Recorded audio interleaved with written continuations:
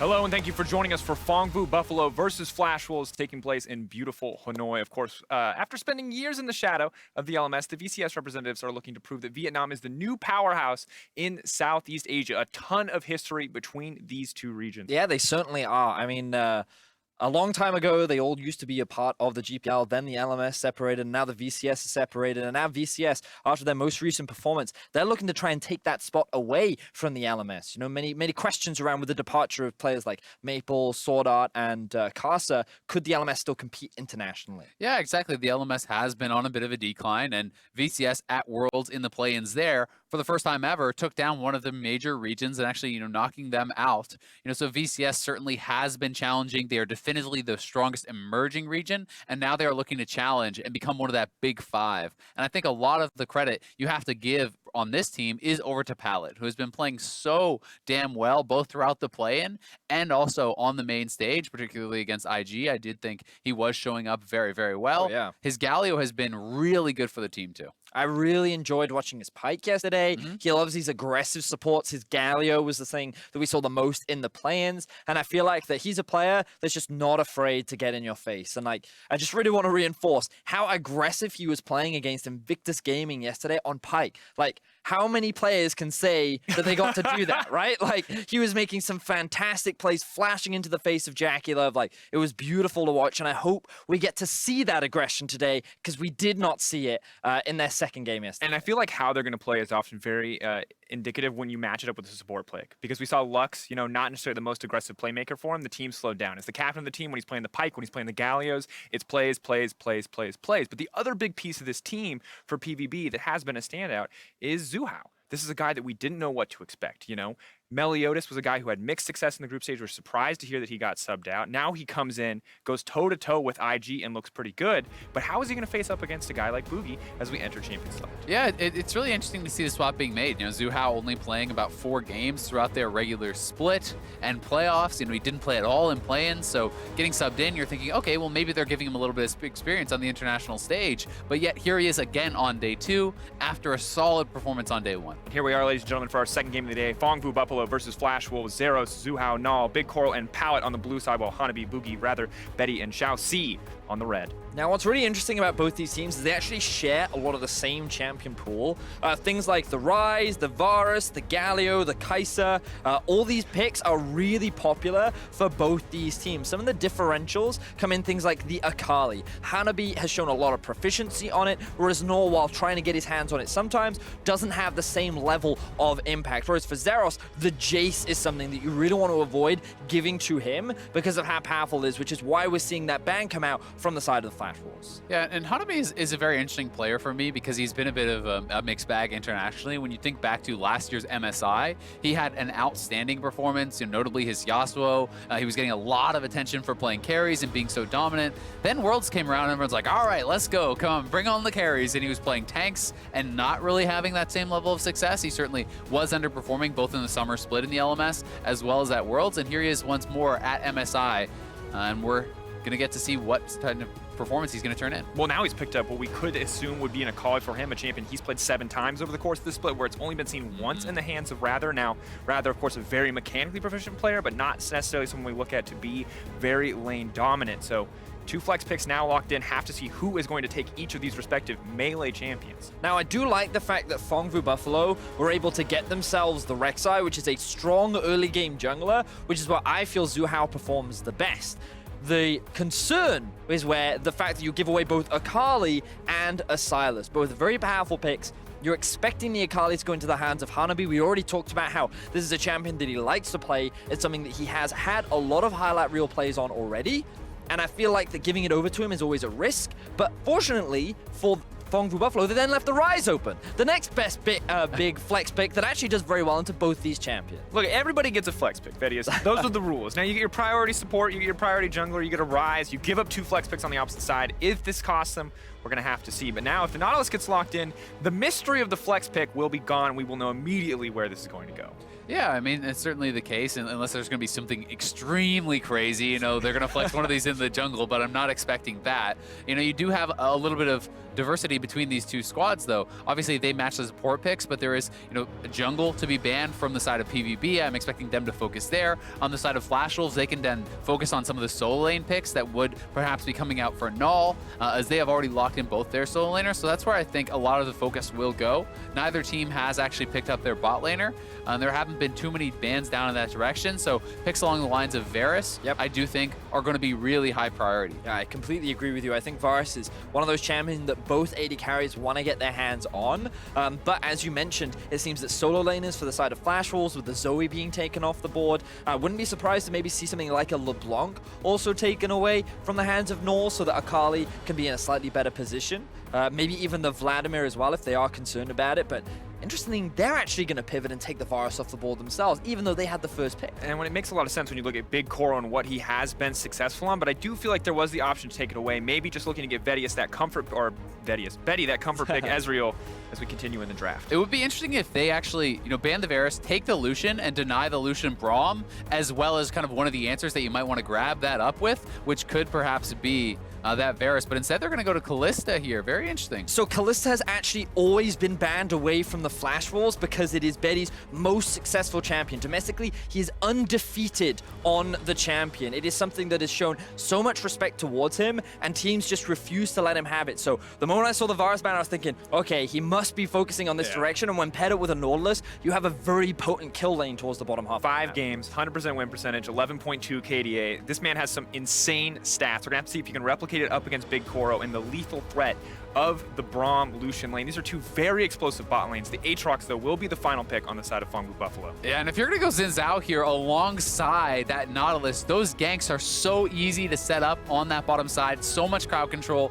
you know, so much early aggression that is potentially coming out here from the Zhao. And this feels like this is a Flash Wolves lineup to really speed up the pace of the game. They have been receiving criticism for playing too slowly, sitting too far back, and allowing teams to kind of impress their will on them. And this is a game where you think that they are going to speed it up, they are going to get aggressive and really try to make things happen, but there is a lot of early game power on the other side as well, because it's Lucian Braum they are going up. Rek'Sai can certainly match those ganks, and that is why I think this jungle matchup is going to be so important, because whoever has that counter gank, whoever gets, you know, kind of that second engage, usually comes out on top in those sorts of fights. So brawling is what I'm hearing a lot of, is there? Yeah. I'm expecting some kind of fighting. I'm expecting a lot of blood to be shed on the Rift, and both these teams are 0 and 2.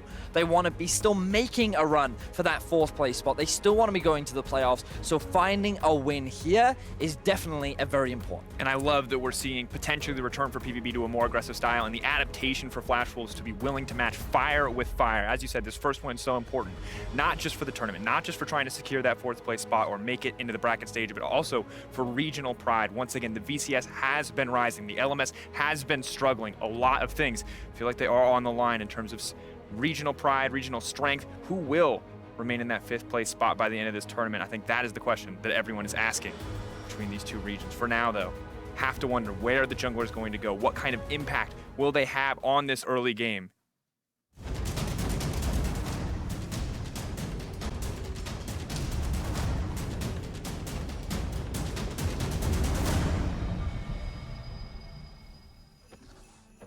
And here we are, PVB on the blue side, Flash Wolves on the red. Once again, both teams 0-2 after difficult starts. Will we see more from the Flash Wolves today as an unsurprising Too bomb? young to die. 1 death already in the game, brutal. Earliest first blood. Yeah, very, very early. But, you know, one of the things that really stands out to me when I'm looking over the side of Flash Wolves is how poor their siege is, how much of a brawly comp this is. This is 4 melee champions and a very short-range marksman. This is fight it out, engage, engage, engage. And we're going to see if they're going to be able to do that, because this is the kind of lineup that looks amazing from ahead and awful if you fall behind. There's very little wave clear. There's, not really a lot of separate win conditions besides just run at them and hope you win. Yeah, I agree. Whereas for Phong Vu Buffalo, they have a little bit more options. They can play the 1-3-1. You can send Ryze off to one side lane, the Aatrox off to the other. They both have teleport, so it's very easy for them to converge. They have a very solid mid-game spike at around 2 items, so they can look to force fights then. So I don't know if PVB need to be aggressive in the early game, but if they are going to be aggro in the early game, then I want to see plays up towards the top side of the map. Try and put the Akali behind, play around the Aatrox, who is a strong laner, and utilize some of the mobility that Rek'Sai has to get Zeros ahead up towards the top side of the map. Yeah, it'll be so interesting to see if they're able to do that, because certainly you can see the 1-3-1 on the side of PvP. Flash Wolves do have double TP on their solo, so they can look to match that. But the wave clear certainly a really big thing. Yes, Sylas can Q-max, but this is not the kind of wave clear that you're wanting to depend on if you fall behind. And I do think solo lane advantages are going to become a really big deal, giving you access to those neutral objectives, where I think both these teams are going to be wanting to fight it out. And already a small duo lane advantage for the side of Flash Wolves. They got to go to lane first, did not leash for their jungler, so we'll get priority over this wave. Pal and BigKoro, though, still not afraid to trade, still happy to use the concussive blows from Braum to try to fire back, but Halo Blade's Kalista can be so oppressive. Yeah, I really like Halo Blade's Kalista for the laning phase, largely because it allows you to get a lot of Ren stacks out very, very quickly, which means that you can go for those very short, very punchy kind of trades because of the amount of extra burst that you can get. So the Lucian Braum have to be careful of these early exchanges, but note the exhaust being run by Pallet. Very aware of the amount of kill threat on the side of Flash Wolves, will mitigate a lot of early potential plays. Yeah, and I mean, if you overextend on that Nautilus, if you do dive too far forward, there is certainly the potential for the Lucian Braum to turn those fights around on you. Nautilus is really not that tanky once the Aftershock does expire. The exhaust can help you to buy some time. Very effective against Kalista, so will be interesting to see how that lane is playing out. For now, we keep our eyes on Bugi as he moves down to the blue buff. We'll get level 3 soon. Can look to pressure it out on the bottom side of the map. Rek'Sai already taking that bot side Scuttlecrab, though, puts him in a comfortable position in terms of vision control. May make it a bit more difficult to find a solid gank path. But that Xin, you talked about it. If he finds those early ganks, this champion very quickly can take over a game. Now, I will say, we expected brawling. We're 3 minutes in, no one has died yet. So we're just a little disappointed. But of course, junglers already making their move. You can see Bugi making his way towards the bot side, as we expected. They want to try and get this duo ahead. But PvP, very aware that a gank could be coming through, trying to play towards the back end of the wave. But this wave is actually slowly pushing towards the bot lane of Flash Wolves. Yeah, it's a very risky spot, honestly, for PvP when the lane is pushing away. But here comes Bugi. ShiauC stepping forward. The dash up from Pallet is there. Unbreakable to block it. Pallet even willing to step forward in the exchange. Well played by PvP. They knew the gank was coming and played around it perfectly. Pallet holding on to his W, waiting for the hook to come out from ShiauC, then uses it to dodge out from the crowd control, and they're able to get out of what could have been a very sticky situation. So now XuHao makes his way towards the bot side of the map. And all this time that is being invested, by the Zhao, by Bugi, you've already seen XuHao is up a couple camps. He had already gone back to base, picked up the Chilling Smite. So, he is kind of going to be outpacing that pace that is being set here by the Zhao, and he's going to have his own opportunities to look for those ganks on the bottom side of the map, or try to pressure mid perhaps as well, where there is really solid gank setup here from the Ryze with that Rune Prison. Have to see, though, what else can he get done? I think that the scary thing about me for Bugi and this Zhao is that we've seen PvP run the Xin before themselves. Meliodas has tried it, and when it doesn't go well in the early game, things tend to fall apart very quickly, and you can see Pal and BigKoro already willing to step into that jungle, already willing to do what they have to limit the impact here. And normally a very terrifying early game champion outside of Bugi can't really threaten this bottom side. PvP, though, utilizing the bot lane pressure that they have extremely well. They moved up to try and set some vision, but now BigKoro could be in some danger as Pallet soaks up the damage. Aftershock has been used, though. Have to be careful, as you mentioned, once the tankiness falls off. BigKoro and Pallet just making great use of the concussive blows there to disengage. Yeah, exactly. You throw up the door on the side of the Braum, that slows it down. You have Guardian, you have all of that kind of damage absorption, and as long as BigKoro is behind the Braum and being able to proc the concussive blows, that plus press the attack is making those kind of trades back very, very effective. But Flash Wolves did get a base off already. It's the early tier 2 boots upgrade here for Betty, which is pretty standard on the Kalista. It does increase the amount of distance you can actually hop with those auto attacks, and is going to be pretty effective, especially if you are going aggressive and chasing down your opponents. But already you're seeing a bit of a CS discrepancy here. Will balance out a bit as Kalista catches the wave, but you can see that BigKoro has been completely comfortable on the bottom side of the map, despite initial expectations for a lot of early ganks. Just getting that one fumble does put him in a comfortable position to get a bit of lifesteal, stay safe in this lane, and just wait out the Kalista. So I will say that looking and thinking a little more about FlashWolves' composition, I do think they have, with the Sylas and Akali, they do kind of have some scaling options. You know, we talked a bit about how PVB have this 1-3-1, but when I think about it, like Akali actually very strong in a side lane, like, especially at 3 items. Some pro players consider her one of, if not the strongest side lane duelist because of the amount of mobility and burst that she has, and you can never trade back against her, right, as long as her Shroud is up. And on top of that, Sylas, once he hits that level 16 mark, like, he scales very well with cooldowns. Once he's sitting at like 40-45% CDR, he can just keep those rotations going. He has a lot of sustain. The shields make it extremely difficult to out-trade him as well. So like, if this game goes on long from the side of FlashWolves, why it is not ideal, because obviously you're running things like the Kalista that becomes harder to execute the longer the game goes on, they still kind of have some fallback options. Yeah, definitely agree. I mean, both sides are going to have their options in the later stages of the game. Certainly PVB will be looking to match that side lane pressure with that of their Ryze, who scales incredibly well. But, you know, it's a good kind of mix of strength. Both Rek'Sai and the Zhao do certainly fall off towards later stages. You know, Lucian and Kalista also often struggle, especially against all these kind of bruisers and melee champions. You're relatively short range, so it's pretty easy for them to get up on top of you. And then it does become, you know, somewhat about how the supports are going to be able to peel for and protect those AD carries, to be able to be that front line and create space for them to get damage. Small engage in the mid lane, Naul.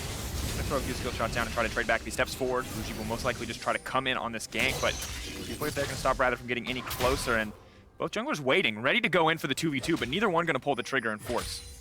So just a lot of patience coming out from both junglers right now. Not quite the early game that we were expecting. We were expecting a couple more ganks. While a couple of attempts have been made, nothing has already translated so far. As we see a couple more trades happen up towards the top side of the map. Hanabi does have the ultimate, but so does Zero. So nothing going to come off the back of that. And for PVB, we've been concerned. When the game starts to slow down, they don't look quite as explosive, they don't look quite as confident. We saw it yesterday in their game versus Team Liquid. When they played slow, they got outclassed. When they played fast versus IG, they were going toe-to-toe in so many of those exchanges. Yeah, it's definitely the case, and I think as a result, a lot of people are hoping that PVB does pick up the pace and try to play it a little bit faster. It did feel like that's more their wheelhouse. When you look at VCS as a region as well, it is one of the bloodiest, if not the bloodiest regions in the world too. They played extremely fast throughout play-ins as far as, you know, being willing to take fights and trade kills, and it feels like that is where they excel. So you kind of want to see them play that style, because FlashWolves is this team that likes to sit back, that likes to get Betty to those team fights where he's going to be so good. And now the level 6s are coming through for PVB. We could just see that happen. Do they want to try and force the fight? No, they don't. They're going to take an objective, and they're going to walk away, Jen. Who wants objectives? Who wants those objectives, really? There's even a Cloud Drake on the board right now, so you don't expect a lot of priority to be going on between these two teams. But, like, this is kind of where the concerns come from, right? Like, they're slowing down the game. Many analysts perceive that this team doesn't know how to play the slow macro game. They're much more about the, let's get a lot of kills, let's go for a lot of fights. But so far, they're trying to use their pressure to gain advantages, get deep vision, and they're taking their time. And they're doing well. You know, they are, you know, even a little bit ahead on gold over FlashWolves. So certainly I don't think there's a tremendous amount of pressure on them to get something done. And they may be able to prove a lot of people wrong by winning this style of game. If you can beat FlashWolves at kind of what is their own style, I think that is certainly a nice statement to make. Rather, though, caught between two members. He's going to have to back off Bugi here as well, but 400 gold difference already between the junglers. Bugi trying to force a lot of those early ganks has cost him dearly in early CS, so the Rek'Sai sitting quite comfortably at this stage. And no really explosive plays yet. It feels like we've been so close. So many people have stared each other in the face, and both sides have just kind of decided to back off. Yeah, and it does feel like sometimes when you get in these situations where both these teams are sitting at the bottom of the standings, no one wants to make that mistake that is really going to cost them another loss. They know they need to start picking up wins here, and perhaps as a result, they are going to play a little bit more risk-averse and trying to kind of depend on getting those more guaranteed plays. Yeah, and as FlashWolves as a team, that very much fits into their wheelhouse for now. They're quite content with how things are going. Even the Kalista, even though she's a very early game focused champion, I feel like at 2 items, she's very, very strong. So I don't think that they need to be concerned as of yet, as we see Hanabi going for an all-in top side. Uses both stacks of the ultimate, traded though for the Aatrox ultimate. You see the XuHao backing off. XuHao is in the top side of the map, so have to be careful on the side of Hanabi, but at the end of the day, just an ult for ult trade.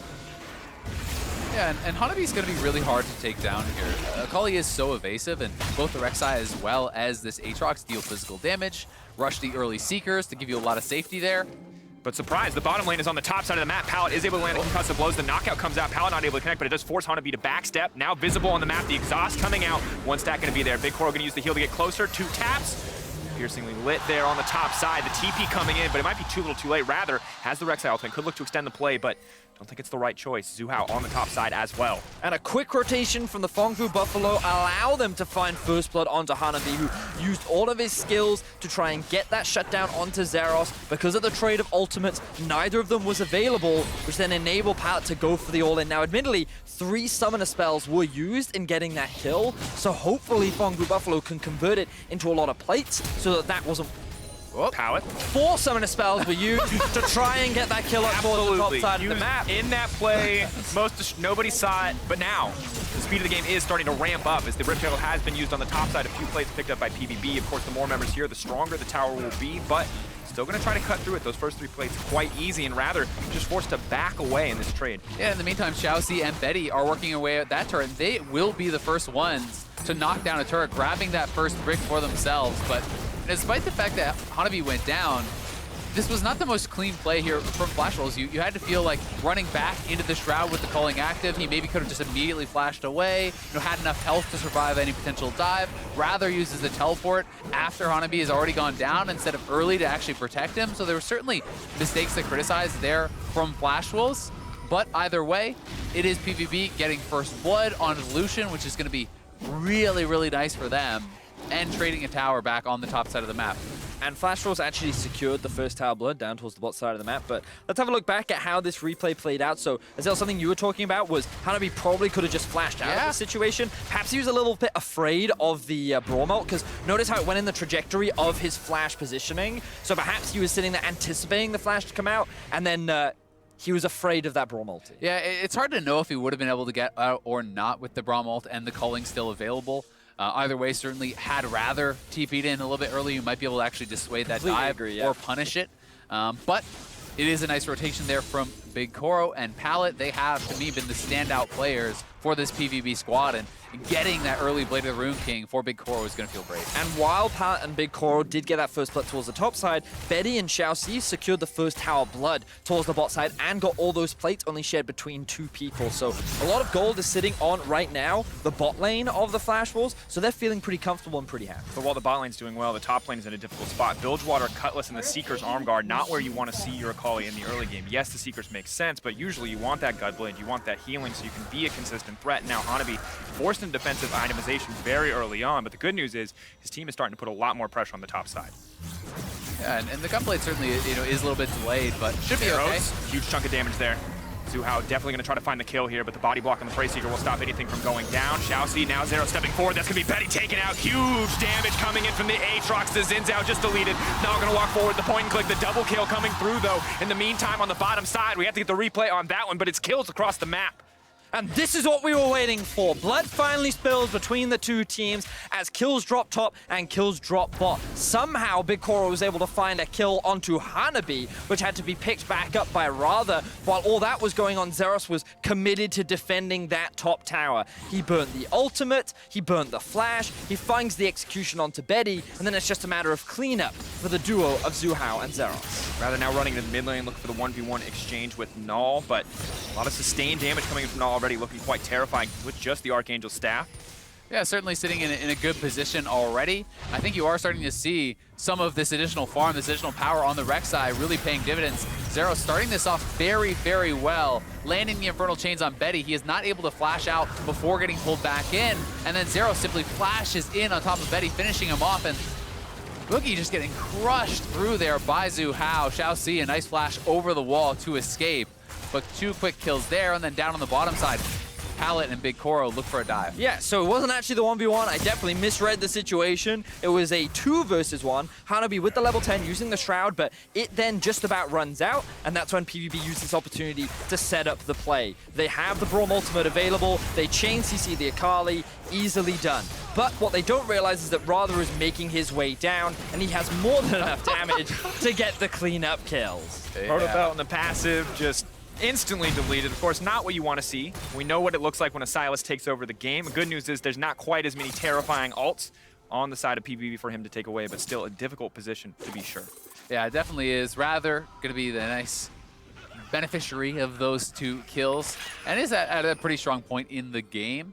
Certainly, though, I think PVB pretty happy with their position. They're up 1.5K. They have been the ones feeling like they are now kind of speeding up the pace of the game a little bit, making some of these more proactive plays, trying to start to attack Flash Wolves here, who feel like they want to split the map, who don't really want to fight until that Gunblade is complete, I think, on the Akali. Because, as you said, you are kind of put a little bit behind the curve when you are going for that early defensive itemization. And like you were mentioning just before, PVB playing much more aggressive. What we saw them be very successful with against IG on day 1, returning to a bit of that. Not quite as explosive. Doesn't look like Flash Wolves are quite as willing to match pace for pace here in the way that IG was.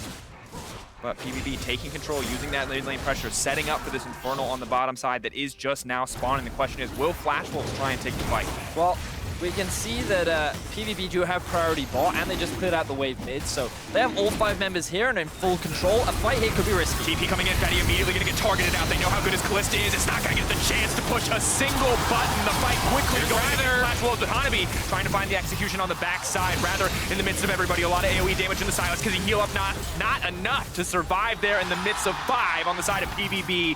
All 5 members left standing as 3 go down on the side of Flash Wolves. We talked about how this could have been risky for Flash Wolves. It was Phong Buffalo that had the positional advantage, and all they had to do was choke Flash Wolves out as they force themselves into that narrow corridor. Beautifully done by Phong to identify the mistake, punish it, and find themselves 3 quick kills and an Infernal. Yeah, that was just huge for Phong Buffalo. They're now so far ahead off of that, trying to attack into this corridor, as you called out. This is warded up by PVB. They're trying to walk through this into the Braum.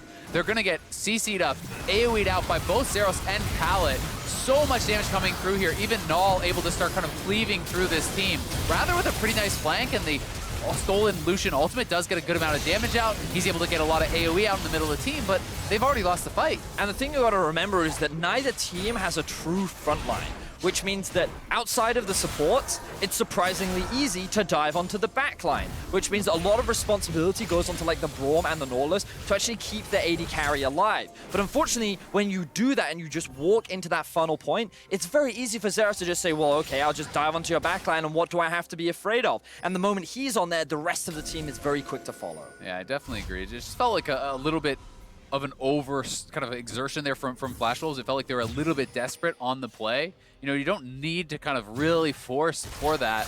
And if you are going to, you want to be a little bit better set up, because yes, the Infernal is important, but you know, Rather was not really in at the same time as the team. Yep. Everyone needs to be making that collapse at the same time, especially with this sort of composition where it is really kind of about that initial punch where you're diving in and you're overwhelming your opponents.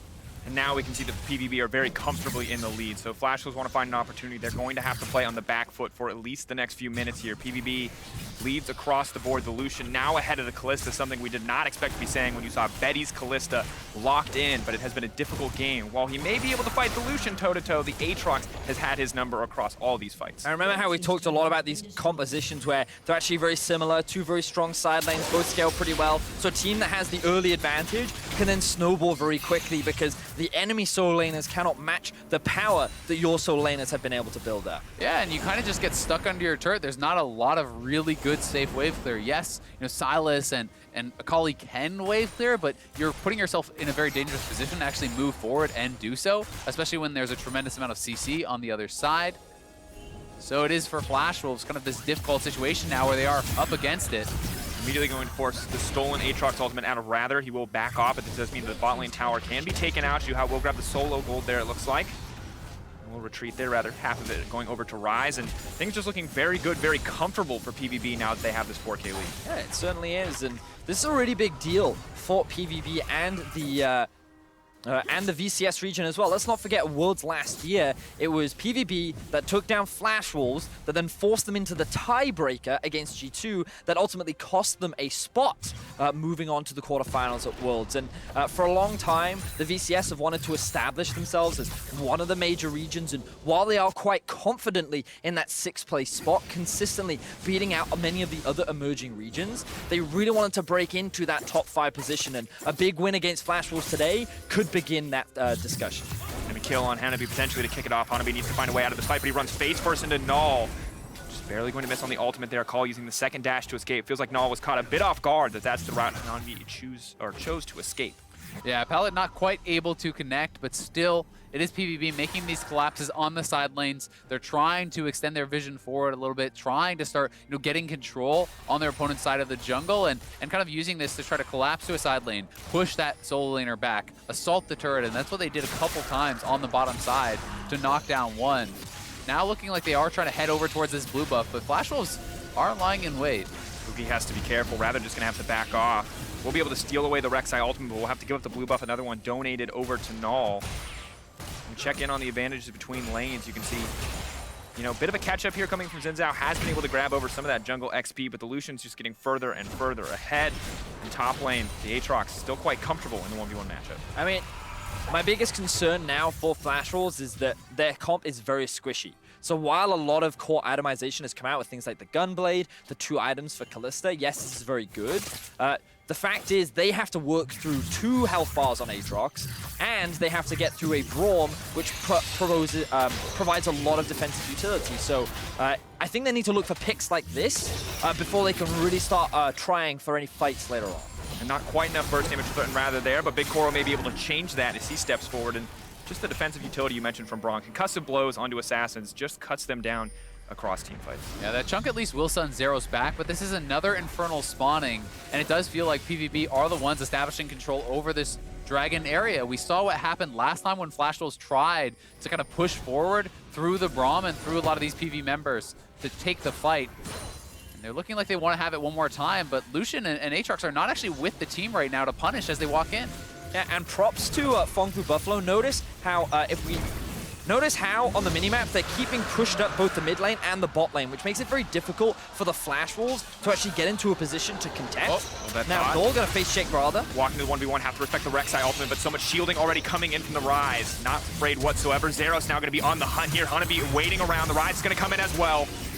Darkened Blade, where's he going to go? Bugi now running, trying to make his way out of the team by Hanabi on the retreat as well. The Rek'Sai ultimate comes out. Naul very much in danger here, rather trying to find the kill, but he can't. Naul outmaneuvering so far, forced to use the stopwatch. Betty now chasing down the fight. He's still alive. Betty untouched on the backside. Have to respect the Aatrox, but Flash Wolves are taking over the fight. That's 2 shutdowns coming in. Yeah, PVB just really over chasing there. They get punished as they are just walking into the meat grinder, the full Flash Wolves squad waiting outside of that tri-brush, punishing them so heavily. BigKoro just wandered into the middle of the team, gets hit by the Nautilus ult, and that's your strongest member pretty much. The Lucian was not able to contribute whatsoever. They're actually looking to try to take the Baron potentially here. They do have the Kalista. This is going to go down very quickly. The Nautilus can just tank this one up for the time being.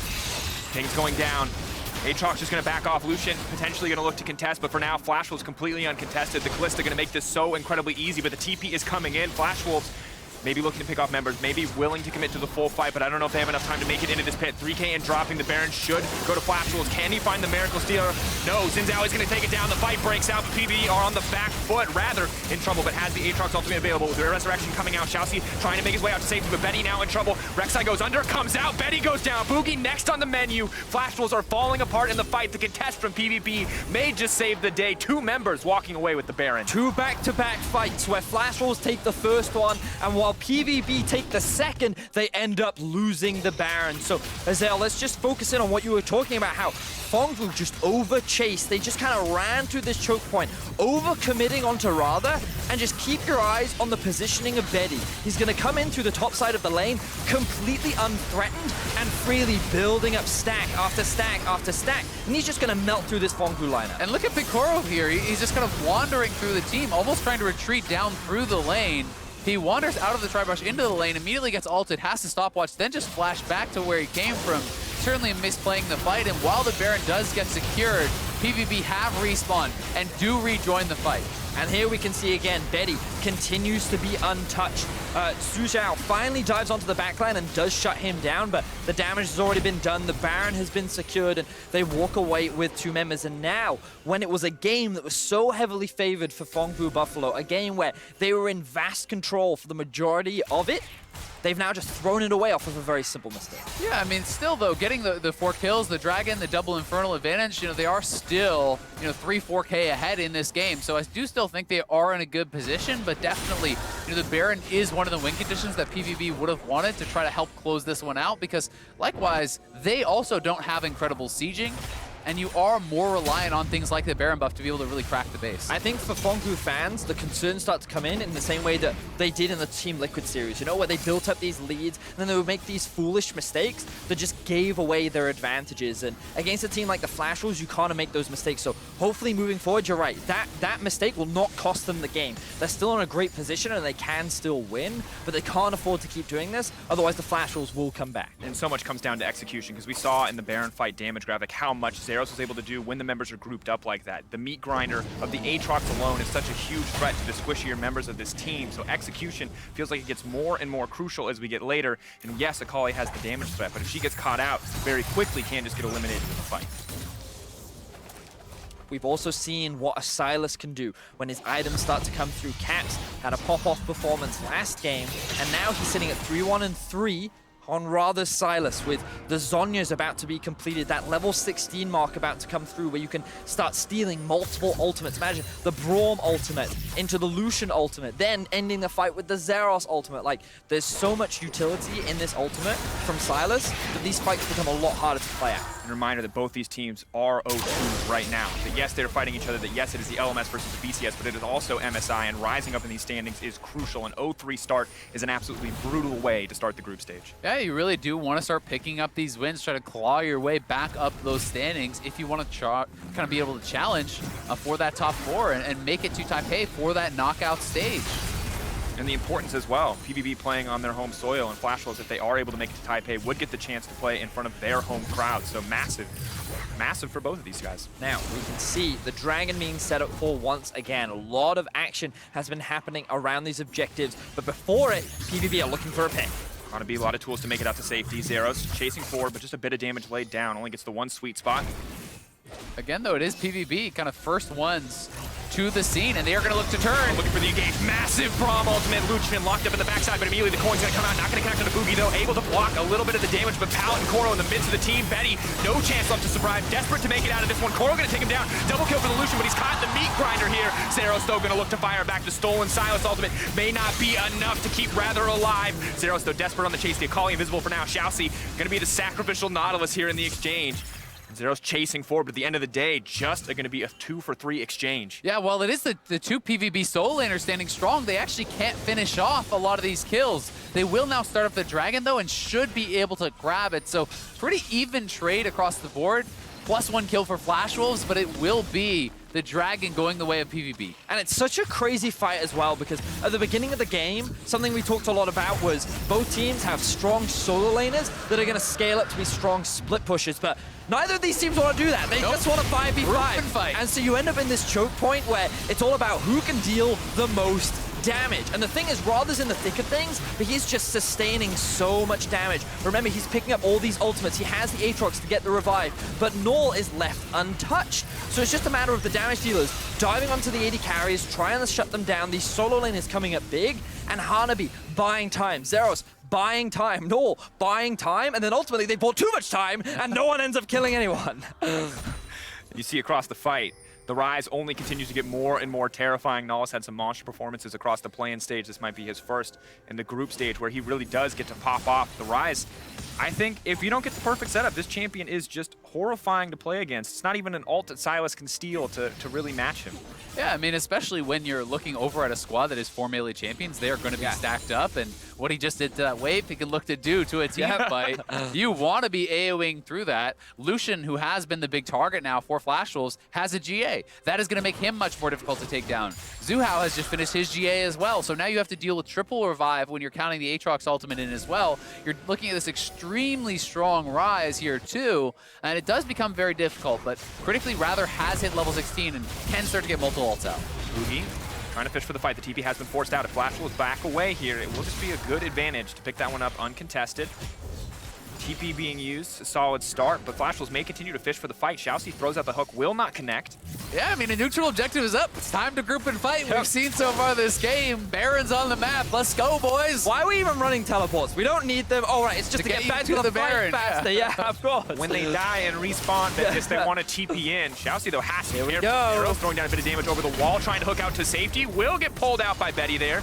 Naul now stepping forward, rather going to try to disengage with the stolen Braum ult. Buys a bit of time, and both sides are going to back off, but a lot of cooldowns burned on the side of Flash Wolves. Yeah, Bugi was a bit out of position there, so Flash Wolves weren't confident committing to the fight, but now the re-engage coming out from... Flash forward. Ryze tries to buy a bit of time as the Shroud off cooldown. Hanabi not going to use it quite yet. Immediately the re-engage. Bugi stepping in forward onto the front line, but he's just hitting the Braum. Not at all what you want. BigKoro backing off. Naul backing up. They're not able to hit anything. They have to be careful. They're respecting the front line of Flash Wolves. They're respecting the dive potential. Wolves It are just crushing means this. that they're absolutely getting destroyed. BigKoro and Naul do not have the freedom to do any damage, and that means they're going to give up 2 for nothing. Yeah, and Flash Wolves come out so heavily on top. Zeros was pushed out of the back of that fight. Pallet and XuHao go down almost for free, and it's Flash Wolves now starting up the Baron with the Kalista here, looking to take control of this game. And we've seen this one before. Zeros tries to step forward. BigKoro, though, now the one in trouble. Flash Wolves immediately turn. A beautiful play. The Rek'Sai coming through. BigKoro, the GA being burned. Naul now running for his life. They're going to focus on the AD carry. They're going to take him down, and this time around, they're not looking to sacrifice anything for that Baron. Beautiful stuff from the Flash Wolves, taking their time, not over-committing to the objective, and running the risk of this Ryze demolishing this team in the Baron pit. The rest of Phong, who have backed away, they realize they cannot secure this objective, and this will be the second Baron of the game, going over to Flash Wolves. A back and forth game. The gold graph tells a story. The Baron was contested at first, but a beautiful turn off from Flash Wolves. They will secure it. They will start to match up the gold and look to go toe-to-toe with PvP in this late game. Yeah, PVB certainly starting to slip in this game. You can see that gold draft was all PvP the whole time. But again, they're committing to these fights, flashing forward. They do not have everyone with them. XuHao was not with the squad. You know, Braum is getting focused down really before they're getting any damage out whatsoever. BigKoro playing it so far back, and then Zeros is looking for this flank up on the top side of your screen, but he gets pushed out, and the fight is over before he's really even able to join. So certainly something left to be desired in these team fights. The coordination has not really been on point in some of these fights where they're not all entering at the same time. Yeah, and it's a situation that we've seen Phong Vu Buffalo in before, where they had this advantage. We saw it from the gold graph. They've maintained a big lead over Flash Wolves for the vast majority of this game, but unfortunately, they don't know how to convert that lead into a win, and they end up in this breakpoint with a lot of dancing, a lot of fighting, and Flash Wolves, they've just been steadily scaling up. They've been relying on the advantage that a Sylas and an Akali can build once those items start to come through, and now, level 18 on Hanabi, level 17 on Rather, 3 items finished for both of them, 4 items done for the Kalista. Flash Wolves have just gotten stronger and stronger, and they're consistently outplaying PVB in the fights. And with the power of this Baron, they have been able to match the gold lead. They will extend it. They will be able to find a gold advantage here in this game. Yes, the double and the Infernals, double Mountain and the Infernal, double Infernals and the Mountain for PVB are good for them overall, but you have to feel one more fight gets fumbled, then immediately Flash Wolves can just close the game. Yeah, definitely the case, and it's been both teams opting into those fights. No one seems to want to play side lane. No one seems to want to try to split the map or look for any sort of other plays. It's all about the 5v5, and if PVB is mis-executing in those 5v5s with the Baron buff on the side of Flash Wolves, one more bad team fight can mean the end of the game potentially. Now they're going to grab the Mountain Drake, and it feels like Flash Wolves know better than to take this fight. Of course, if they want to push for a man advantage, they could try here. Hanabi, though, with the TP up and available, would be there for the contest. And at this stage, the game just goes down far too quickly. Of course, Elder will be an objective to join the map quite shortly. 6 minutes away before the teams can contest it, but you have to feel like it's something that PVB need if they want to close out here. So now the game slows down just a little bit. 12 to 12 in kills. The gold has finally equalized, but it really doesn't tell the story of this game, where Phong Vu has such firm control over like the first 20 minutes. They overcommit onto a single fight, and then this game ends up just being multiple fight after fight after fight. And now Flash Wolves with the Baron, they're the ones that look to set up to try and siege onto the enemy base, but they're not actually pressuring right now. The Baron is going to be running out in less than a minute, and we're kind of looking at the situation where we're probably going to be seeing another fight come up soon. Yeah, we definitely could be. Around that Elder, around the next Baron, I think those certainly are going to be the critical objectives. Flash Wolves not trying to push too heavily with this Baron buff. We're happy to just back off with a minute and a half left and take that Mountain Dragon, reset on the map. They seem to be pretty content to play this game a little bit more slowly, and things have been going in their favor, to their credit, so we'll see if they are able to be matched in these later stages. And impressive that their team fighting prowess has allowed them to claw back in so many of these exchanges, because when we saw Betty put so far down on what we thought was a comfort pick in the Kalista and has looked like one of these late game team fights, it's a really good sign for this Flash Wolves lineup overall moving forward as they face some of the perceived stronger reaches. That said, however, rather taking away the ultimate and setting up for a fight, and you can see PVB having a lot more hesitation as we move further into the game. Not a ton of vision control on their side of the map. Yeah, they are kind of getting corralled back into their base, and with Zeros up on the top side of the map, they wanted to play it a little bit more defensively. They do have those waves pushing for them now, and it looks like Zeros is going to continue to head back up to that top side of the map and will perhaps shove it in, but there is some kind of hesitation in what exactly he does want to do. So we'll see if they will just wait for the next objective and commit to another 5v5. I feel like every fight that has happened, Azael has been around an objective. So it'd be weird if one happened without one. And with the Baron spawning in about 1 minute and 45, Elder spawning in roughly 3 minutes, we're likely going to see those being the next priority. And we've talked a lot about it, but I kind of want to look at how these fights are going to be playing out. How do both these teams actually win these fights? Because what we've seen a lot of is Naul and Zeros are the biggest damage dealers on the side of PvP. Yes, the Lucian is obviously a threat that you have to respect, but honestly, you're kind of looking at these two to be able to threaten someone like Betty and to be able to outplay Radha if they want to come out ahead of these fights. But for Flash Wolves, the biggest concern, I think, the biggest way in which they'll win is just get Radha into the thick of things and just have him absorb all this pressure so that he can steal away Zeros' ultimate to then bring the revival back, and he can use all this sustain to just soak up a lot of the damage. Yeah, I think him alongside Bugi with his ultimate, he can actually, absorb a lot of pressure there. The Shroud from Hanabi is going to be very big in actually zoning out these carries. So, utilizing those 3 ultimates in combination with also throwing in the Nautilus, then pulling him out, with that Kalista ultimate, they have no true front line, but they all have ways in which they can threaten the back line and make them respect these kind of areas of power, so to speak, for their side. It's something I want to point out really quickly, though, is the Duskblade actually on Zeros, which is such an aggressive build. You normally see things that are a little bit more defensive, things along the lines of the Death Dance. This is all about that initial hit. You come out of vision, you have that initial proc of damage along with Deathbringer stance, and your first auto will do a tremendous amount of burst. It's the Ghost Blade that we can sometimes see if you're going for the Latharu, which, often makes sense because it's that extra bit of mobility so that you can set up those flanks before, but you're right, it's just all about the damage. Don't need to run fast if you can one-shot them. Also, Betty has a built-in sweeper, so really it's a team. Right. Macro decision, vision control is the name of the game. Basically a Sightstone at this point. We'll clear out some of that vision now. But my biggest fear for the side of PvB at this stage is rather getting off multiple ultimates in a team fight. And when everyone has bursts on one side, not usually possible with long extended team fights where he is able to take the Aatrox ult. They're just very light. We can get Let's go. TP coming in the fight. The arena has been laid down. Bugi, though, stepping on the backside, has to be careful. Immediately, Aatrox ult is coming out. Pallet blocking so much damage to the backline. Unthreatened thus far. In goes Hanabi. He's trying to clear up some space. Goes Golden as well. Now it's been Naul who's been caught out. The Ryze has been isolated. The shutdown is massive. Immediately, Flash will start to take control of the fight. All eyes on BigKoro, but Bugi is buying time for the rest of his team. Pallet now running for the hills. Rather in trouble, but he has not gone down yet. The Rek'Sai ultimate stolen away. Most likely will be used to chase down BigKoro. He will fall in this fight if Rather wants to pursue. There it goes. Goes under. Comes right back up. Easy kill for the side of Flash Wolves. And on the opposite side, PvB have fallen apart. It ends up just being a front-to-back fight from both sides. It's hilarious how Radha steals away Zeros' ultimate. Both the Aatrox and the Sylas then use that ultimate, and then they both just die. And then they walk away from the fight, they then revive, but then it becomes this insane, brawl in the middle where all of the carries are trying to dive onto the backline, and it became a feud between can BigKoro stay alive or can Betty stay alive? And I think Flash Wolves are honestly just doing a better job of actually consistently getting out damage. If you watch BigKoro and Naul in this fight, it is mostly retreating. It is very little damage actually coming out of the Lucian, whereas Betty is consistently getting these auto attacks off. His team is doing a better job of actually rotating through the cooldowns and creating pressure. And now Flash Wolves stacking up those spears on the Elder Dragon. This is going to be theirs, no problem. 2 stacks on the Elder Dragon, huge combat buff moving forward, and the ping's already going down onto the Baron. They won 1 fight in that pit, they want to go for 1 more. Major cooldown still missing on the side of PvB. No flash, no heal for BigKoro, no flash for Pallet. It's going to be a tough fight to win. I mean, how can you really contest if you're losing the 5v5 and now they have the Elder to boot? That just makes it so damn difficult, and you can really snowball the Elder very easily into this Baron. We'll see if PVB is going to be able to actually set anything up to turn. We're going to ZhuHao, a lot of immediate CC coming in. The GA is there, but it's not going to mean much. Zeros, will he try to go over the wall? Will they try to keep this fight going?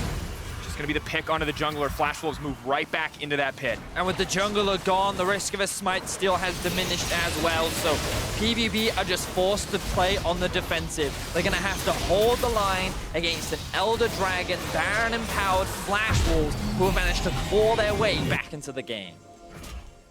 I think it's going to be honestly really hard for them to do, given the way that things have been going. They have, not really shown any willingness to try to play the side lanes. It has been all about the 5v5, and Flash Wolves have won 3 to 4 straight 5v5s. Now have the 2 most powerful buffs in the game, which is just going to put them at such an advantage already. It's going to take something kind of special, I feel like, from PVB at this point, who have been struggling to get damage out from their carries in these 5v5s. And props to Radha this game, who only having 1 death in the amount of crazy fights that we have seen, even though at a deficit, he's been very consistent in how he's been playing the Sylas, along with Betty, who after wasn't able to find an early game lead, actually struggled going down 0-2 early on, has been very impactful in these fights. And I feel like this duo of Radha and Betty have come up huge throughout this game and put Flash Wolves in this position. In another game where we see Sylas be a hugely defining factor, but the fight breaks out the mid lane. Rather going to use the ultimate pallet, goes golden, will be able to take it out to safety. Naul saving his teammate there. Well played for PVB to find the retreat, but Flash Wolves in absolute control in the mid lane. Yeah, that was actually very nicely played. The Ryze ultimate layered over the stopwatch from the Braum to actually pull him to safety. A good engage still, though, from Flash Wolves to get those cooldowns out, and they are pushing in multiple lanes here, utilizing that Baron buff. They have their top lane actually stacking up and looking like it's going to be pushing in as well.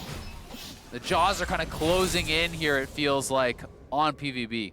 Sinking the bot wave and the mid wave, trying to find a break in the armor, trying to find an advantage over PVB in the fight. They already have Baron. The Elder Dragon buff will start to fade away, however, and they're struggling to push for anything more. We talked about the difficulties of sieging with both of these compositions. Flash Wolves not quite confident enough to go for the full dive, and Zeros throwing down a bit of poke damage in the exchange. Siege is slow and steady. Flash Wolves don't want to overcommit and dive, run the risk of giving the game back. Notice how they're waiting for that mid wave to collapse in first, and then they're rotating between the two. I feel like this is where they should utilize the split push power that their composition have, threaten all 3 waves rather than just 2, but they're committed to grouping up. And they're going to look to set up this siege in the mid-tier tower now. It is slowly going down thanks to the cannon minion, and Betty's getting a couple hits off. And you can see how hard it is for Aatrox to get damage down onto Betty. Such a tanky build, a lot of lifesteal coming in from the Kalista. Mid lane breaks, that means the inhibitor will follow. All of PVB now forced to the bottom side just to defend 1 more.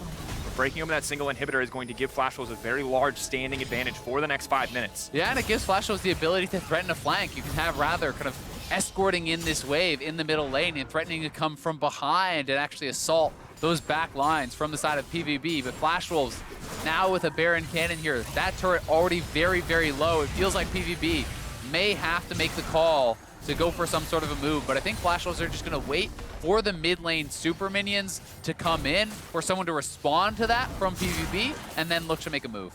And you can see how hard it is for PvP to even step forward and take down this empowered cannon minion. They're using everything they have, which includes a Rek'Sai Praise Seeker. All of the Q abilities between every champion on their team just to limit that one down, but the tower will break anyway, and Flash Wolves now barreling into the base, rather waiting on that flank, as you mentioned, Zhao. Trying to find an option, see if this is going to be where PVB decide to engage. It only gets harder from here. Losing a second inhibitor would be disastrous. ShiauC, though, the member that has been picked out, Betty trying to reset the fight. Fate's call, will they keep going? Flash Wolves just going to back away. They know they have the advantage. They don't want to risk anything here. I feel like Flash Wolves, they've been playing the fights extremely well so far. They don't need to back off. Here we go. Hook goes in. Nautilus can hit multiple members. Hanabi immediately into the backside. Goes invisible. BigKoro not able to fight comfortably. Hanabi taking down Pallet. Flash Wolves are just rolling over PVB. Absolute dominance. Hanabi put down in the early game, but getting his vengeance in this final fight. Flash Wolves now poised to end the game. Slow and controlled, they found a way back. The triple kill for the Akali. Zero's doing what he can to survive, but it will not matter. Flash Wolves find their first win. Big pickup for the Flash Wolves, finally making their way onto the board. Things looked a little scary in the early game, but we highlighted it. The Akali, the Sylas, they do have that scaling potential. We thought it was going to be a battle of the side laners. We thought it was going to be the 1-3-1. No, it was just team fighting. It was grouping up. It was brawling. It was chaos. We got the bloodbath that we wanted. We were expecting it early, but it was a 40-minute drawn-out game of both these teams constantly going back and forth, where Flash Wolves eventually come out on top. Yeah, Flash Wolves certainly outperforming PVB in those late game team fights, able to execute very, very well. And the Phong Buffalo, unwilling to show any other sort of kind of adaptation. They were unwilling to try to move away from those 5v5s, to try to go to those side lanes, to try to look for picks or do anything else. And Flash Wolves simply outplayed them in the 5v5. And if not willing to go anywhere else, what more do you expect? And it's something that I respect so much from the Flash Wolves, that even when they're put in a deficit, they're still watching all the time for those openings to find a win in a team fight. They put in a goal deficit, doesn't matter. They see someone overstep on the enemy team, they pick a member off, they know they're instantly in advantage state, and it's something that is so impressive to watch. Now, the State Farm Analyst Desk is standing by to give us their thoughts on that game. Thank you very much, Dracos. We have many a thought on that game. In the battle between winless teams, Flash Wolves does come out with the victory. They'll be happy to have secured that one, but probably not terribly happy with their performance and how hard they had to work to claw that one back in order to ultimately get the win. And now I do want to be like, yay, Flash Wolves, you did it, you're on the board. At the same time, I have to come in with like disappointed mom right now. One of the things is that Flash Wolves and MSI have, I know, Ryze is like, no, not again. Flash Wolves usually are so good in draft for MSI. You look back to last year when they made their big splash, they kind of figure out these styles and then it really works for them. And I don't know if that's because Sword Art's gone, Maple's gone, coaching staff is gone, but the drafts this time around have just not been good. I didn't like the Cho'Gath Rumble draft. I certainly don't like this one, and I want to hone in on the fact that they prioritized the Nautilus over something like a Jarvan. I think this draft is too short range with not enough engage possibilities. Like, you're only relying on Nautilus there, and if you get a Jarvan, you then have that big engage option that you need on something that is very short range. But the fact is, he got banned away from the Jarvan. He couldn't go for Sejuani because he needed more diverse physical damage, didn't want to stack more magic damage onto that, ends up with Xin Zhao, and I'm just like, I guess we're going to 41 minutes when it's just going to smash into each other and just slowly roll over. I think if you ignore team names, then I actually think the draft is fine. I think a big issue is you pick an early game jungler for your weakest member in this game here, on the side of Flash Wolves, and nothing happens early game. Where on the other side from Phong Buffalo, the Rek'Sai is actually able to pull off kills in multiple lanes. So I think there was a big difference there, which made it a lot harder for these two, like the Akali and the Sylas, actually getting out of laning phase ahead so they could be split pushed. Because it was like 1-3-1 versus 1-3-1 in terms of what we were looking at for mid game with all these like strong skirmish champions. And then late game team fights, Flash Wolves would always win because they just could like kite with Kalista. But I felt like the draft was more than fine for Flash Wolves.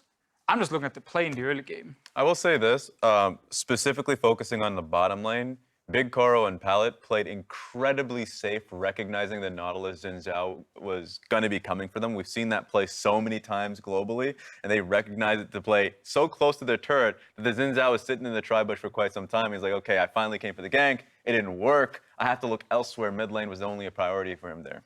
Yeah, I think, BigKoro and Palette have kind of been the surprise of the tournament for PVB, as in coming in, everyone was looking at the top side of the map, but understanding they need to play safe, in this case, in the early game. I do also think we need to recognize that PVB continues to push the pace in the early game as, is very much the identity of this squad, but still we see some issues in transitioning any of those early game, quick pace, advantages into wins. Yeah, I can't even believe I'm hearing us say how they played safe in the bot lane from the Phong Buffalo. Like, this team in Vietnam, this team in play-ins, you would never say that. You would never say they played safe in the bot lane and we would be cheering and saying, that's great. We'd be like, expecting them. They should be hitting the turret, from minute one, basically, just sitting there already. But it is a shift they have now made. Against Team Liquid, they did it. Against Flash Wolves as well. It wasn't the all-in aggression that we have seen before. And it looked good for like 25 minutes. But I feel like there was always this feeling of, is it enough? Are you going to be able to close out the game in time? And eventually Flash will start getting to a point where they can win. But I guess it is a bigger discussion regarding playstyle for Phong Buffalo. Right, let's take a look at one of the fights that helps PVB get in the driver's seat. This one coming 17 minutes in, 3-for-0 around the Drake. Then we'll get to where it all fell apart. And I feel like in any situation where you're just trying to 5v5, especially if you do turn on the team names and you see that this is the Buffaloes versus Flash Wolves, that it was always going to be a long win for Flash Wolves. And I think that was the lens that when we were making these predictions, everyone's like, yeah, PVB will probably get ahead in the early game, but closing against the Flash Wolves, because they do have this tendency to just kind of focus in, look for those 5v5s, was never going to work. And maybe there's genius there from Flash Wolves then drafted the comp being like, they're going to 5v5 us anyway, like, let's go. But if I am going to focus in on a member and what PVB can kind of correct so it doesn't turn into that type of situation, it's Naul on something like a Ryze. I think when you have a champion like Ryze, we were talking about it, the ability to play side lane, to use that mobility, to kind of unlock and use the most out of his kit is just not being seen here. Yeah, there were some flashy plays with like the Braum and getting him back into safety and things like that, but so far he's not making the map impact that he really needs to on that champion. They're just running in 5v5. And contrasting it to flash rolls, because like we're finally seeing that control later on in the game. Because for the first few games in the tournament from them, Betty has been the one getting caught out, not able to actually land the damage that was necessary. This time around it was actually BigKoro really not finding space to play around, where Betty was free hitting. Like, he was legitimately playing well across side of Bugi and Hanabi, and so the space was there for him to be able to do that. I don't know how that happens. Like, once Betty has GA and like the game gets late enough, I'm like, okay, yeah, it's impossible to get to Betty. But the fact that Kalista, such a short-range ADC, was able to team fight so early on against someone like Aatrox and Ryze, a fed Aatrox at that point in the game, I'm like, you just completely fumbled those team fights. You shouldn't be able to walk up to that. But I guess a big thing there is the range on the other side from Phong Buffalo is not very long either. It's not like Lucian by any means long-range ADC. Aatrox has to like dash towards you and you can then jump backwards as a Kalista. So I think if you on both comps, they were both just very short-ranged. And one side had Sylas Akali, who were just kind of gonna kill you if you walked into them, and then Kalista could keep jumping backwards if needed. And there's just a big difference in a long fight in the late game between Kalista and Lucian. And this is where I want to return to a conversation that you started in Countdown today, Raz, because I'm taking a look at that gold graph and I see 5K just past the 20-minute mark in favor of Phong Buffalo. Again, if we looked at any of the top 4 teams in this tournament, we'd probably say with that kind of a lead, they're expected to win in 99 to 100% of cases. But that's not the case for this PVB squad. Yet, we're also excited about this squad and what they can do in the early game and their ability to push the pace and kind of create an exciting game. But there is this breakdown. There's the lack of ability to take that breath once they have that lead and say, hey, let's return back, let's go to the fundamentals of League and closing out a League game. And I'm still trying to figure out, in this case, or as in many other cases, where they could have shored up those weaknesses and made the difference. Now, this game was different from the first few where we saw them coming out like fiery, making this, or at least like specifically from Meliodas, trying to create goal leads by messing with the enemy team's vision control, like essentially finding free picks and ganks. This time around, they played it by the books to be able to get their lead. The issue is then moving on to the next pace. Baron buff was up. They had a great goal lead. They had mid lane pushed out, but for whatever reason, they wanted to play into Fog of War. They wanted to play away from where the control was for them personally, and so in that fight that we saw, that essentially dictated that game. You move bottom lane, BigKoro can't do anything, and then you lose Baron buff of that entire play. So the decision there is more so, what should we be doing in that situation? Because Phong Buffalo, when they have a lead, they want to continue to fight, and so that's where we got to see some of those plays come out. I think it's very important to highlight that it's extremely difficult for professional teams to execute split push compositions the further you go into a game.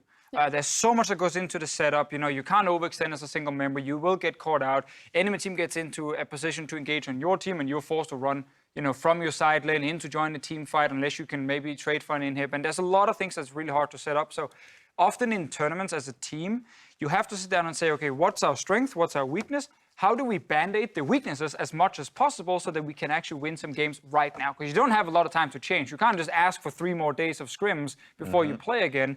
And in PVB's easier. In PVB's situation, late game, they're playing comps that are too difficult for them to execute. I actually think if you want to go pure team fight as the way for you to win, you need to start bringing some hard engage to the table.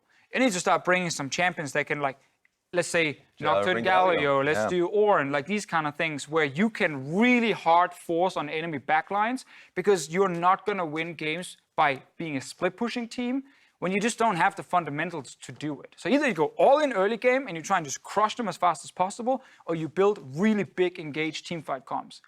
I don't see them win any game if they don't go for one of those two. I mean, I think we look at a team like G2, another fast-paced team. The big difference for me is that setup, right? Once they have the lead, we've talked about their ability to move into one side of the jungle, get down, 4 or 5 wards, multiple pinks, and then waiting for the opportunity to present itself and take the right fight. For PVB, it looks like, hey, we've got a lead. That means we should win the fight, so just take it. And they're kind of skipping that setup. 100%. I think this is a great time for them to learn because we've seen Phong Vu Buffalo actually at now numerous tournaments because once upon a time they were known as young generation. So this experience is necessary. We'll see them again. I mean, they have a few more games going forward, so I think that they're already getting better at it. All right, well, Flash Wolves was able to pick up a necessary victory for them here in the group stage. Coming up next, the undefeated Invictus Gaming step on stage for their first match of the day against Team Liquid. Don't miss it.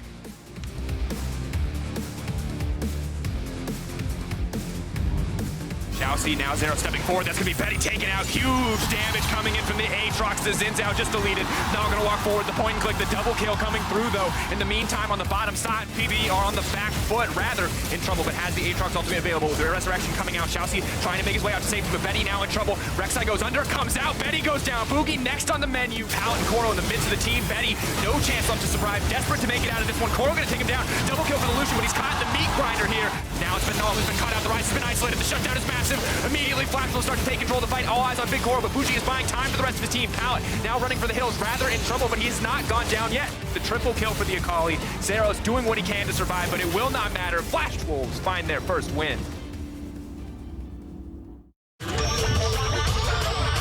To change the world of gaming, you have to go beyond what's next. Break boundaries, make history, and force the universe to take notice. The world's most powerful and most upgradable gaming laptop with Intel Core processors. The Area 51M defines the future of gaming.